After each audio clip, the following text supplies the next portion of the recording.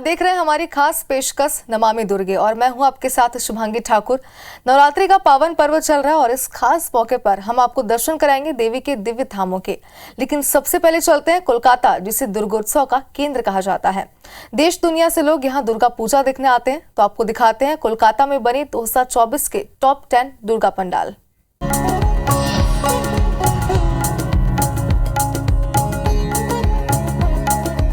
कोलकाता, दुर्गा उत्सव की नगरी। दुर्गा पूजा अगर पूरे विश्व में कहीं की सबसे ज्यादा प्रसिद्ध है तो वह बंगाल की है।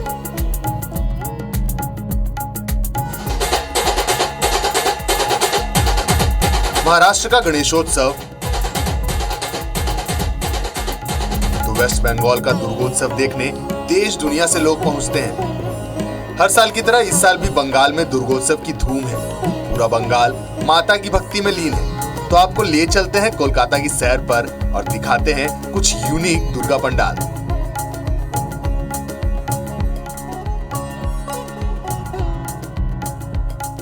सबसे पहले चलते हैं कोलकाता के संतोष मित्र चौक, जहां लॉस वेगस के जैसा ही स्फीयर बनाया गया है। जैसे लॉस वेगस का स्फीयर इंटरैक्टिव है, वह चीजों और लोगों के हिसाब से रिएक्ट करता है। कुछ ऐसा ही है कोलकाता का ये स्फीयर। नियॉन लाइट्स और आकर्षक डेकोरेशन से भरा ये रंग बिरंगा स्फीयर सोशल मीडिया पर भी चर्चा में है।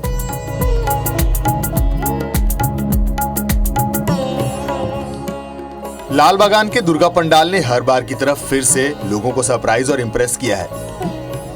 यहाँ 8000 असली पौधों से दुर्गा पंडाल और माता की मूर्ति बनाई गई है, जो देखने में तो खूबसूरत है ही, साथ ही साथ एक अलग सुकून प्रदान करती है। यहाँ चारों ओर हरियाली ही हरियाली है।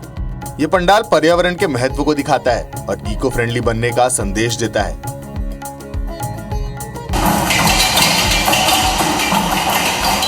ये कोई नॉर्मल साउंड या म्यूजिक नहीं है, ये धुन है पुजोर धाक की और ये आ रही है अलग अलग तरह के बर्तनों पर गिर रहे पानी की बूंदों से। दरअसल ये एक दुर्गा पंडाल का दृश्य है, जिसे सॉल्ट लेक के एके ब्लॉक में बनाया गया है। यह पंडाल रेन वाटर कंजर्वेशन का संदेश देता है। पंडाल में खूबसूरत वाटरफॉल और हरा भरा डेकोरेशन आपको देखने को मिलेगा। अब आप जो देख रहे हैं उससे यही सोचेंगे कि ये कोई ट्रेन है, मेट्रो है या फिर स्टेशन है, लेकिन ये भी कोलकाता का एक दुर्गा पंडाल है।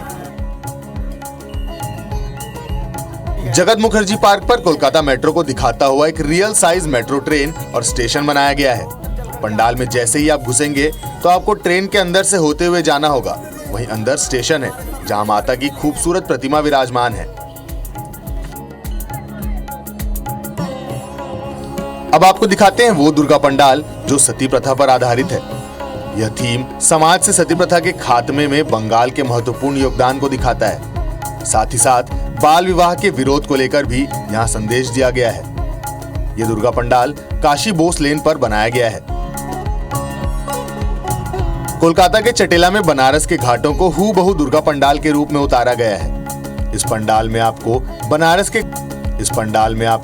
बनारस के घाटों की झलक देखने को मिलेगी। गंगा आरती का दृश्य और हर हर महादेव की गूंज यहाँ सुनाई देगी। ये दुर्गा पंडाल गंगा के प्रदूषण के महत्वपूर्ण मुद्दे को भी दर्शाता है। कोलकाता के बगुईहाटी में भेदभाव के थीम पर आधारित एक शानदार जीवंत दुर्गा पंडाल बनाया गया है। ये पंडाल आर्थिक और सांस्कृतिक भेदभाव को दिखाता है। पंडाल में नुक्कड़ नाटक के माध्यम से भेदभाव खत्म करने का संदेश दिया गया है। अब आपको एक ऐसा दुर्गा पंडाल दिखाते हैं जिसे इस साल के सबसे बेहतरीन पंडालों में गिना जा रहा है। कोलकाता के बेला में बना ये पंडाल कोलकाता के खोए हुए कल्चर को दिखाता है। इस पंडाल को फेमस आर्टिस्ट अनिर्बन दास ने तैयार किया है। स्वच्छता का संदेश इस वक्त पूरे देश में वायरल है। तो वहीं कोलकाता में भी दक्षिण पारा में कलाकार देबाशीष बरुई ने पूरी तरह वेस्ट मटेरियल का इस्तेमाल कर दुर्गा पंडाल तैयार किया है। कोलकाता में हाल ही में महिला डॉक्टर के साथ हुई घिनौनी हरकत ने देश को हिलाकर रख दिया है। तो वहीं कोलकाता के दुर्गोत्सव में भी इसकी झलक देखने को मिल रही है। शहर के कई दुर्गा पंडालों में इस घिनौनी घटना को दर्शाया गया है और इसके विरोध की थीम पर पंडालों को तैयार किया गया है। Bureau report, IBC 24।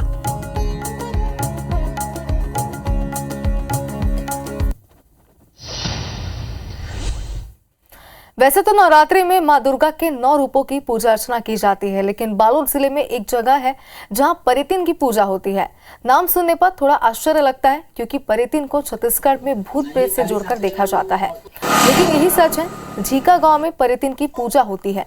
गांव के लोग परितिन को देवी का रूप मानकर पूजा करते हैं, और इतना ही नहीं, लोगों में परितिन के प्रति अटूट श्रद्धा भी है। परितिन दाई का मंदिर भी बनाया गया है, जहां पर श्रद्धालु बड़ी संख्या में पहुंचते हैं। खासकर नवरात्रि के समय दर्शन के लिए ज्यादा भीड़ उमड़ती है। सिर्फ आसपास के ही नहीं, बल्कि दूर दराज के लोग भी परितिन दाई के मंदिर आते हैं और अपने मन की कामना करते हैं।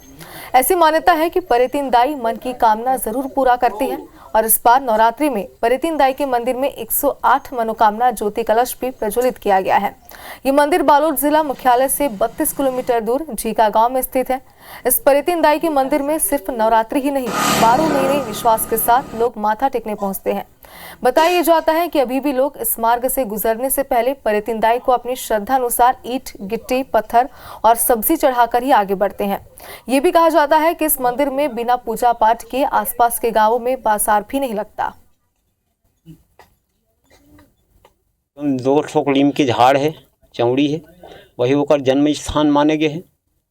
बाद में तो ओकर मूर्ति ला कोई श्रद्धालु द्वारा बनाए गए हैं। परितिन दाई का मूर्ति तो 10-15 साल हुए हैं हमारे, और 100 साल से पुराना नीम झाड़ है। माता के प्रसाद चना मुर्रा ही है, तो जो भी भक्त आते वह विश्वास है ना, जो भी मंगना है माता वाला देते। लोगन के बहुत ज़्यादा आस्था है, जेकर मनोकामना पूर्ण होते। यहाँ के माता के श्रृंगार उंगार सब जगह थे। और अब बात मध्य प्रदेश के इंदौर की, तो इंदौर का मां वैष्णो धाम बेहद खास है। ये जम्मू की वैष्णो देवी मंदिर की तर्ज पर बना है। इस मंदिर में भी गुफा के रास्ते में गर्भगृह तक पहुंचकर माता के दर्शन करने होते हैं। नवरात्रि में इसका उल्लास दुगुना हो जाता है। देखिए इस पर हमारी खास रिपोर्ट।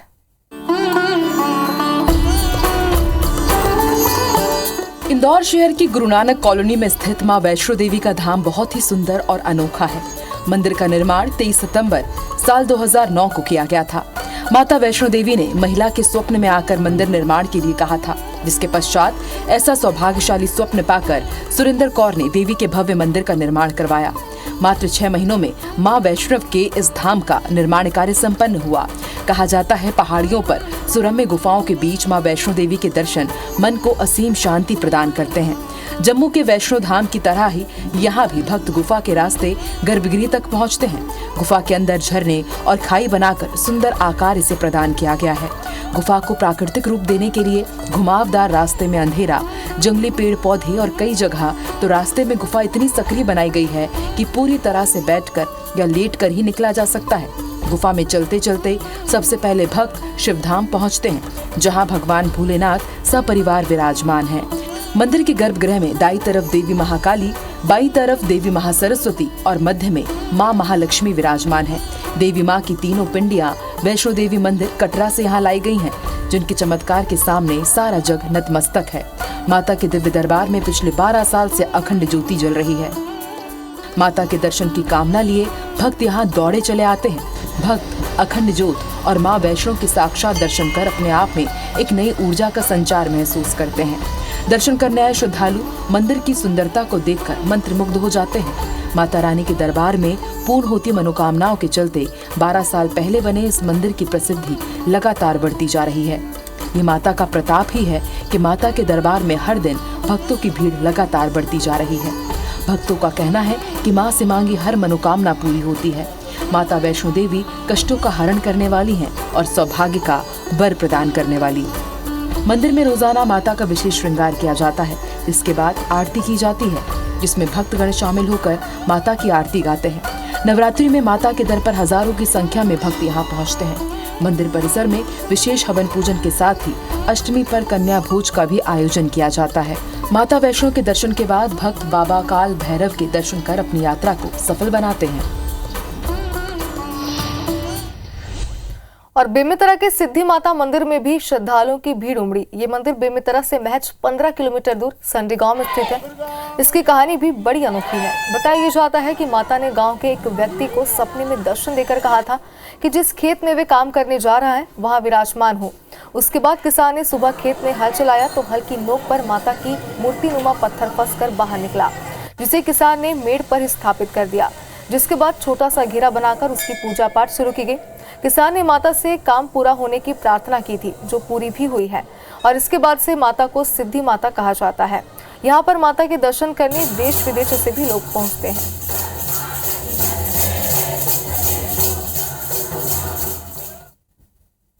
नौ 9,015 चल रहे हैं और चैत में 10,851 था। माता रानी हमेशा बढ़ते ही क्रम में है। सन 1965 से प्रकट हुई है।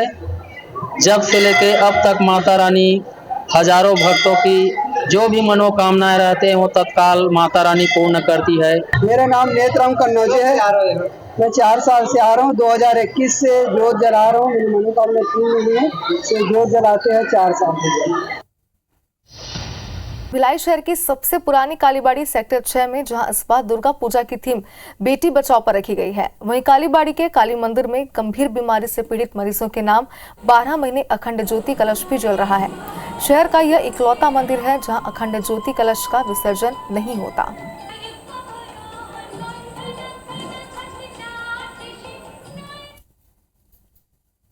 कालीबाड़ी सेक्टर 6 की जो पूजा है 63 साल पुरानी है। भिलाई बसने के साथ साथ में यहाँ पर बंगाली समाज के लोग भी यहाँ पहुंचे और उन्होंने दुर्गा पूजा की शुरुआत की, जो यहाँ पर एक विशेष महत्व रखती है। और इस पंडाल के साथ साथ यहाँ पर काली मंदिर भी स्थापित है। माँ काली की जो मंदिर है उसकी आपको खासियत बता दूं कि एक ऐसी ज्योत जो मरीजों के नाम पर जलाई जाती है और वर्ष भर वो अखंड ज्योत जलती है। इसकी शुरुआत 2 साल पहले हुई। सभी मंदिरों में नवमी के बाद में ज्योत कलश विसर्जन हो जाएंगे, लेकिन ये अखंड ज्योत जलेगी हमेशा और लगातार कई वर्षों तक। एक प्रण यहाँ पर मंदिर कमेटी ने लिया है। हम आपको दुर्गा पूजा के बारे में बताएं, उससे पहले हम ज्योति कलश के बारे में पंडित जी जानते हैं। पंडित जी, ज्योति कलश आमतौर पर 9 दिन के रखा जाता है। आप लोगों ने अखंड ज्योति कलश की शुरुआत की है, क्या उद्देश्य था इसके पीछे की, क्या आप लोगों की मान्यता है? हम लोग का ज्योति कलश 12 महीना जलता है। क्या जो मरीज को डॉक्टर लोग उसको मना कर देता है, क्या भगवान का उसका आशीर्वाद से उसको ठीक हो जाए, इसके लिए हम लोग उसको निःशुल्क हम लोग ज्योति कलश जलाता है। और हमारे साथ अब कमेटी से भी जुड़ रहे हैं। दादा, ये कमेटी कितना साल पुराना है और खासियत क्या है हमारे इस कालीबाड़ी पूजा की? देखिए, सबसे बड़ी बात तो आपके चैनल के माध्यम से ये बताना चाहता हूँ कि जो मंदिर है, ये मंदिर वास्तविकता में मंदिर नहीं शक्तिपीठ है। और ये भिलाई के लिए गर्व का विषय है कि ये जो काली मंदिर है सन 1962 में यहाँ हमारे पूर्व जो थे उनके द्वारा ये निर्मित किया गया है। आज अगर आप इस मंदिर की मैं खुद हमारे कोई समस्या आता है तो हम लोग माँ के सामने में खड़े होते हैं और निश्चित रूप से माँ कहीं ना कहीं हमारी बातों को सुनता है और हमारी निराकरण करते हैं। 4-5 दिन का उत्सव है, फिर माता की विदाई भी हो जाती है, फिर 1 साल का इंतजार होता है। कितना इंतजार करते हैं पूजा का? हम लोग शुरू से ही बहुत इंतजार करते हैं कि कब माँ आएगी हम लोग का। छत्तीसगढ़ के सक्ती जिले में सर्वसिद्ध शक्तिपीठ मां दक्षिणी काली अष्टभुजी मंदिर प्रसिद्ध है। इस मंदिर के इतिहास और मां के चमत्कार से जुड़ी कई कहानियां हैं, तो आइए जानते हैं क्यों बेहद खास है माता का यह धाम।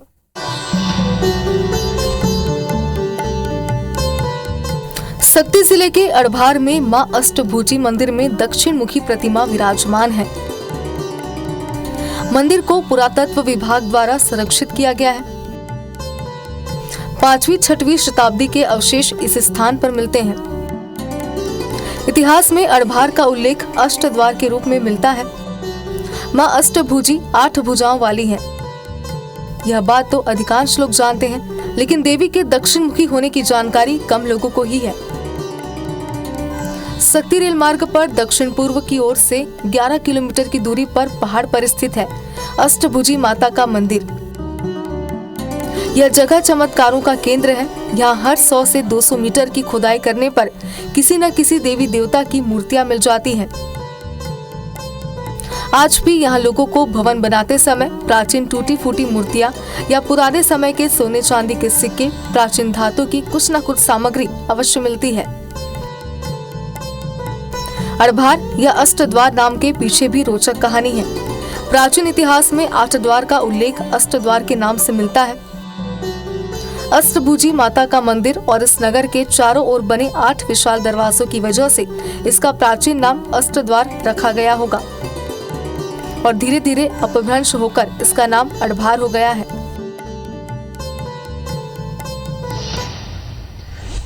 और देवी मां के दिव्य दर्शन के साथ हमारे इस खास प्रोग्राम में फिलहाल इतना ही। आप देखते रहिए IBC 24। नमस्कार।